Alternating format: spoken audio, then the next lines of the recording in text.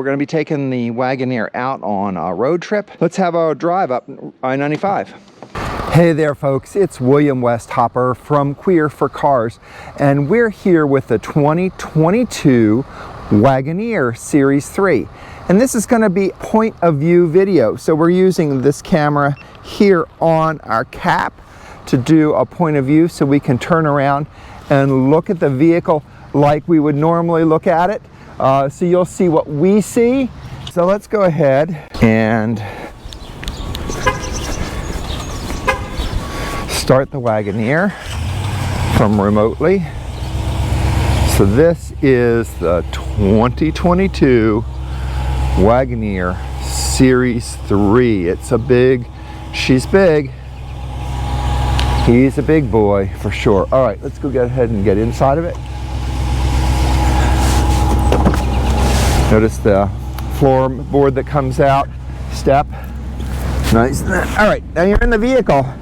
Look, the one thing you're going to notice with this vehicle is that we've remotely started it, but notice it say run. So the vehicle is actually not able to run right now until I hit the start button again. And notice that's going, my seat's moving forward, everything is happening. Okay, I'm going to hit reverse. I'm looking at my rearview mirrors now. Nice, solid rear camera. Now this just has the rear camera. It doesn't have the 360 cameras or other cameras, which we're finding in some other vehicles. Can get that, certainly is an option. So we're just going to pull it up here, drive it for a little bit. We're going to drive it around the block so you get a feel of it. Heated steering wheel, which is good on a morning like today. It's about 26 degrees, as you can see there on the dashboard. Here on the 1st of February 2022, when we're taking this baby out for a drive. This is our February car. Now, big, large sunroof up here, and I'm going to close the screen so you can see that closing. You can certainly open the sunroof here as well, but it's a little too cold to do that. All right, let's go ahead and take a trip down here. Get up here, honey. So one thing about this vehicle is it is so big that it is hard in the city. So this is not a city vehicle at all. Okay, we must have hit 4 low somewhere along the line in our buttons here. So that, if you leave something on here, that's what's going to happen. We don't want that. That's odd, because I didn't think I pushed anything down there, but having the thing float around did it. So push the button here, see the Jeep. It's got the Macintosh sound system.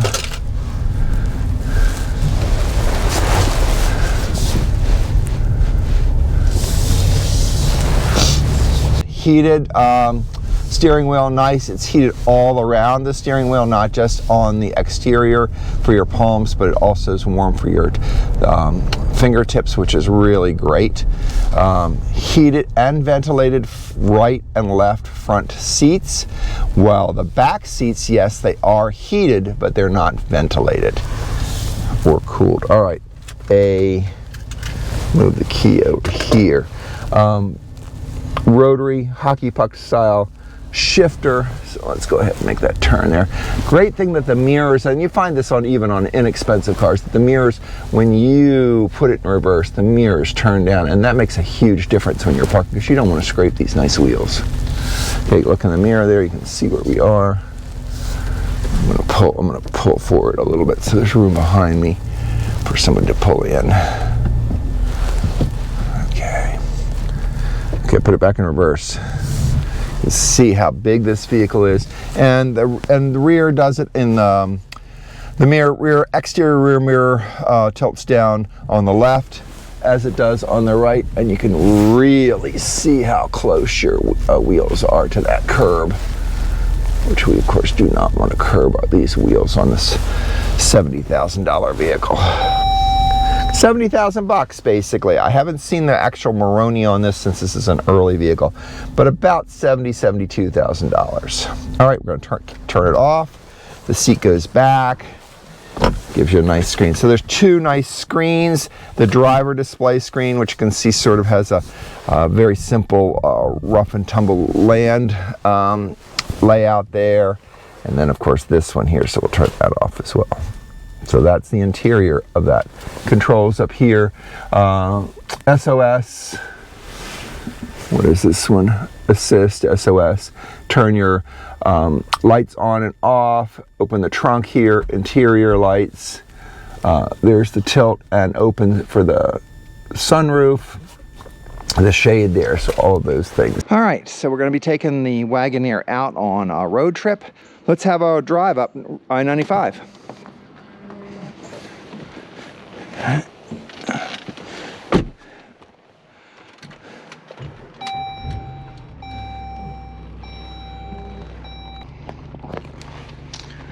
All right, so we're getting ready to head on north.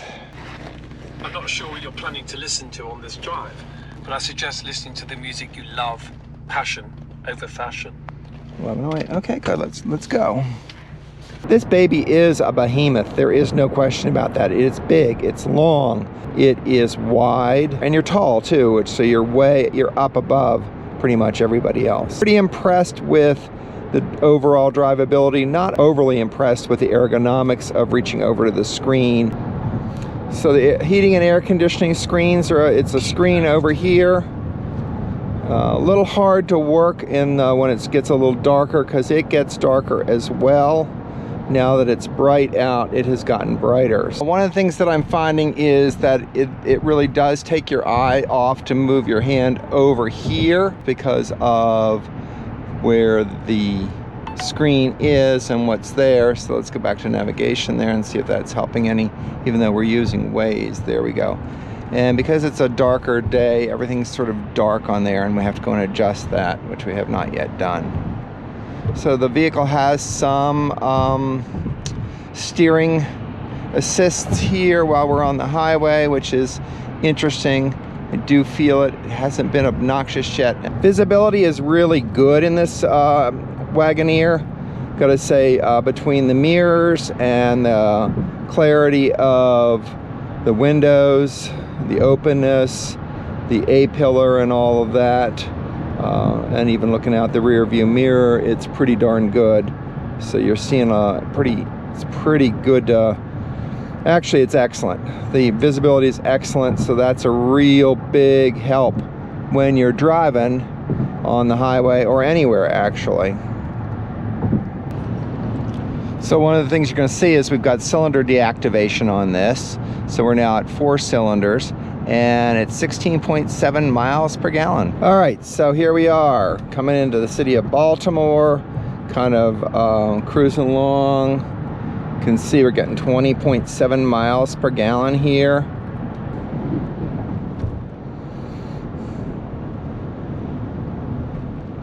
Now we're going into the Baltimore Harbor Tunnel. Now the ride is pretty cushy, pretty easy going here.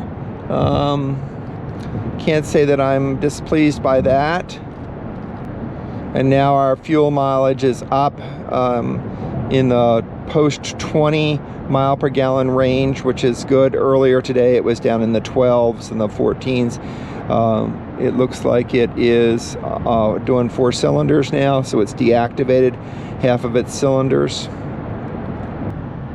You can see we're getting about 20.7 miles per gallon. That's a pretty good number for this vehicle. 21.2, even better. We've been out for about an hour driving this 2022 Wagoneer Series III on I-95 from Washington, D.C. to Philadelphia.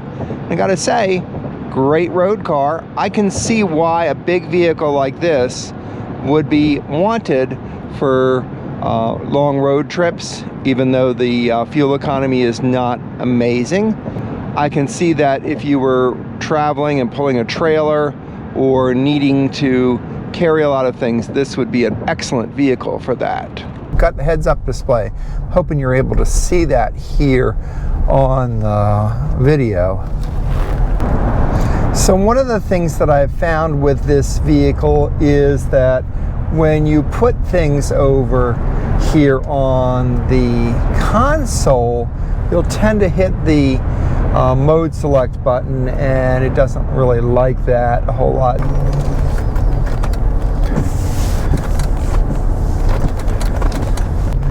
We've brought the 2022 Wagoneer Series III out for a drive up into the Pennsylvania countryside, just to test it out and to see how it does on a long trip, because that's really where you're going to benefit from a vehicle of this size. It's going to be used for towing. It's going to be used for hauling people. It's going to be a family hauler on vacations, things like that. And this is just a great vehicle for all of that. Now, mile per gallon right now, we're looking at 18.9. We've seen it up as high as the 20s, low 20s, I'll say. And not great for vehicles in the 21st century, but for a vehicle of the size that the Wagoneer is, but again, this 5.7 liter engine is doing a deactivation. Really, you can't beat, anything post 20. I want to thank you for watching this episode of Queer for Cars. This week we looked at the 2022 Wagoneer Series III.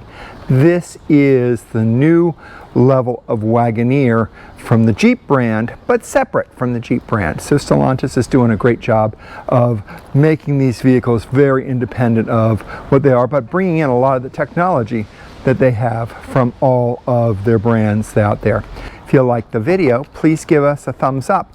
Better yet, subscribe to our channel and hit that bell icon to be notified of future car and truck reviews, as well as stories on the automotive lifestyle. Until next time.